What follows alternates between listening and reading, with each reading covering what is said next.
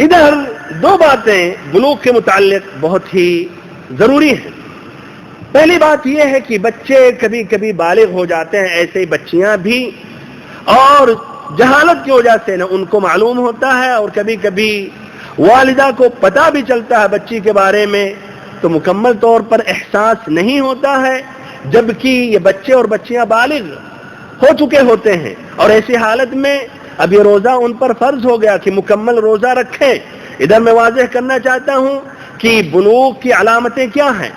تو نمبر 1 بلوغ کی علامتوں میں سے یہ ہے احتلام، کہ بچہ یا بچی خواب میں دیکھے، اور خواب میں یعنی لڑکی کو دیکھے یا لڑکی لڑکے کو دیکھے، اور اس کے بعد انزال ہو جائے، بمعنی صبح جب ہو تو کپڑے میں اگاڑھا سے پانی نظر آئے.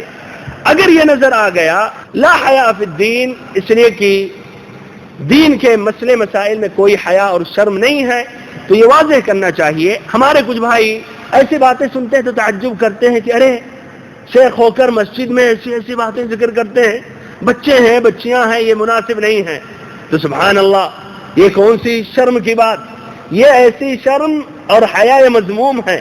اور یہی ان میں بہت وہ بھائی ہیں جو فلمیں دیکھتے ہیں، ڈانس گانے، اعوذ باللہ، اتنی عریانیت ہوتی ہے، جوان مرد باپ اور جوان بچے جوان بچیاں ماؤں کے ساتھ یا بہنوں کے ساتھ بیٹھ کے دیکھتے ہیں تو وہاں کوئی تکلیف شرم کی بات احساس نہیں ہوتا ہے. بہرحال تو میرے بھائیوں، پہلی یہ علامت ہے احتلام، دوسری علامت ناف کے نیچے بال آ جانا، اور تیسری علامت 15 سال مکمل ہو جانا. تو اگر آپ کی پیدائش مثلا یکم رمضان سن 1417 ہجری میں ہوئی تو یکم رمضان میں اس طرح آپ بالغ ہو گئے اور پورا رمضان کے روزہ رکھنا آپ پر واجب ہو گیا. اگر اس سے پہلے وہ نشانیاں آپ نے نہیں دیکھی، اگر اس سے پہلے آپ نے ان دونوں نشانیوں میں سے ایک نشانی دیکھ لی تو خلاص، پھر اس کی ضرورت نہیں، پہلے ہی سے آپ بالغ ہو گئے. اور چوتھی نشانی بلوغ کی ہے، اور یہ عورتوں کی یا بچیوں کے متعلق حیض کا خون آ جانا.